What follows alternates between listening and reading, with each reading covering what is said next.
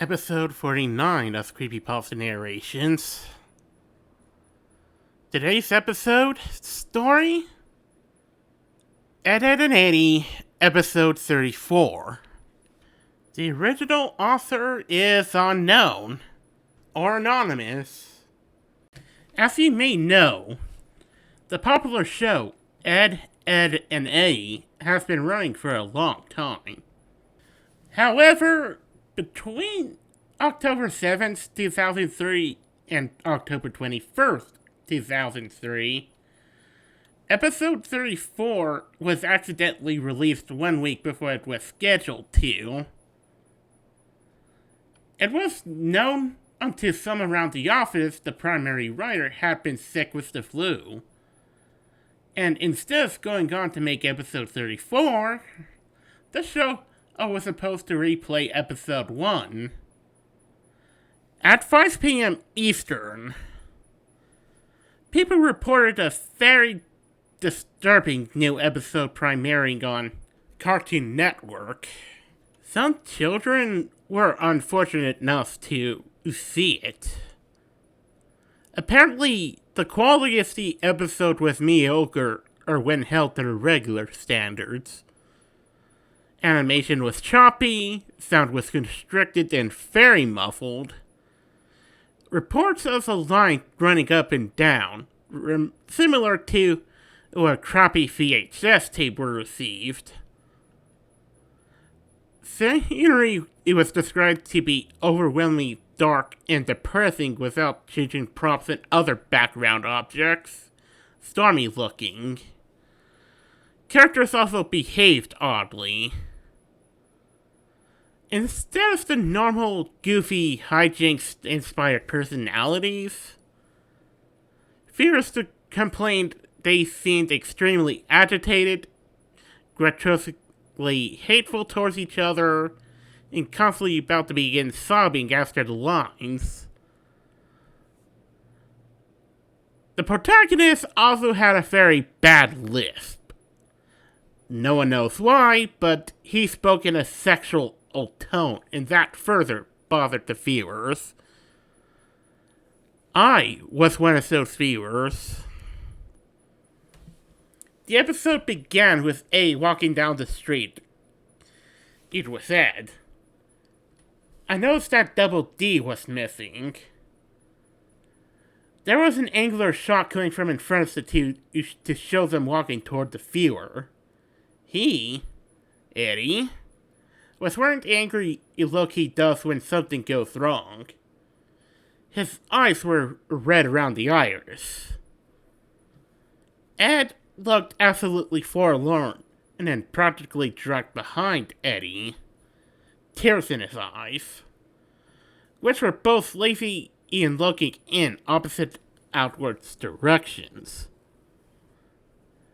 Kevin, the series' main antagonist, was riding his bike opposite of the Eds, toward them. The shot became blurry and low moans were heard coming from Eddie before Kevin hit him, which never happened because the screen went black. The screen then snapped back and Kevin was again headed towards Eddie. The view was so blurry this time, all I saw was a green blob headed towards the yellow one. Again, the low moan. Only this time, it sounded like the microphone was broken and loud static came, gradually overshadowing the moan. A claymation sequence of Double D sleeping in Eddie's bed came up. Honestly, it may have just been the abruptness, but I jumped and shivered. Waking up and getting out of bed, he moved oddly around the circular room, the fast pitter-patter of footsteps being the only audio. The steps sound were very clear as it was shown a bird's eye view of him and scampering around the room. There were no visible doors. Ed began screeching, sounded like a fisher cat, as he moved wildly around the room faster and faster, until the screen began blurring again. The purple room's color swallowing a now orange blur. An extreme close-up of Eddie's front door sat, in absolute silence, for a maddeningly long time. At least 2 minutes of dead silence and a door. Next, we see Jimmy and Sarah at a doctor of some sort, probably oral. Jimmy was obstructed in view by a hanging lamp, is crying loudly, with Sarah trying to cover him in an unusually warm fashion. It hurts, Sarah. It hurts. Suddenly, the door of the room is smashed in by a new character, a dentist. His face wasn't shown because he was tall enough to be out of shot. Sarah was escorted out of the room. Jimmy was shown.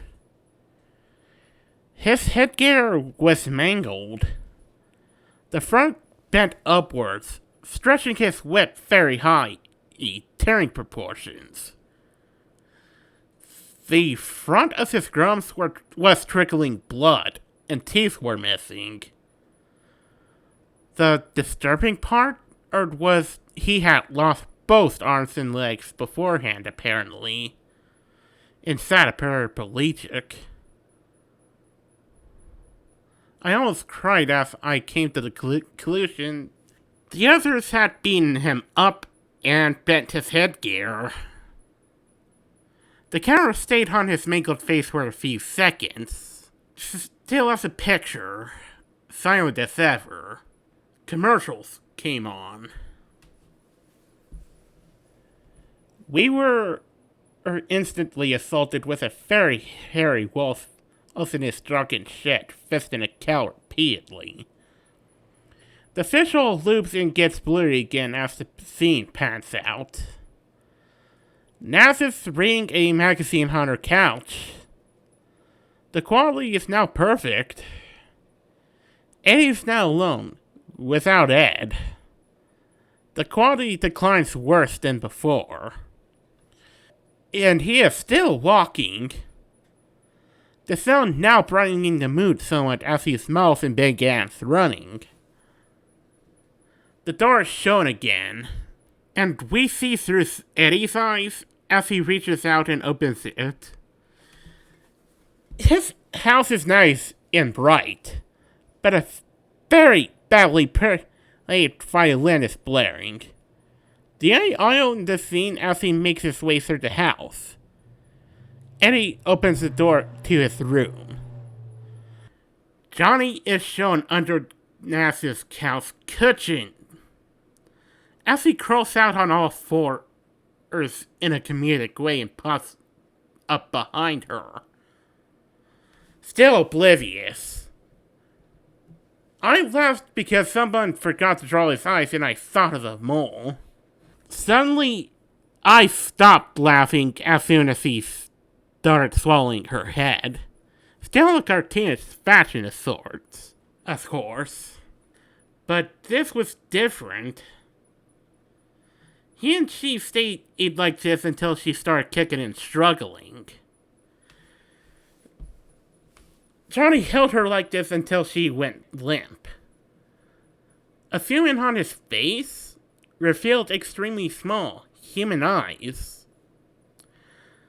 Double D was lying in Eddie's floor, no longer in claymation.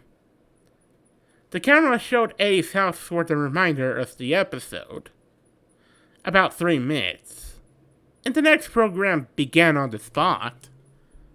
So, before the video ends, and while it is severely off topic,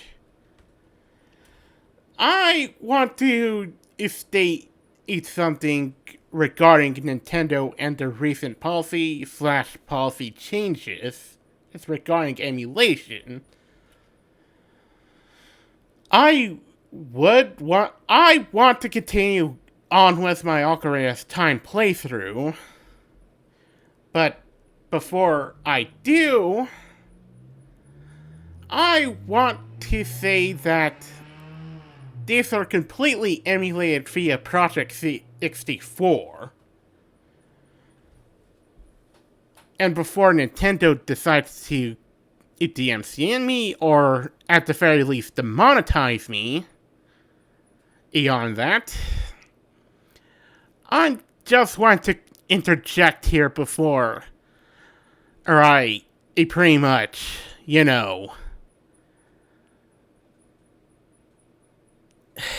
I don't know, decide to say fuck it and abandon it all entirely. I know it might sound fucking stupid, and honestly, it actually is, now that I think about it in hindsight.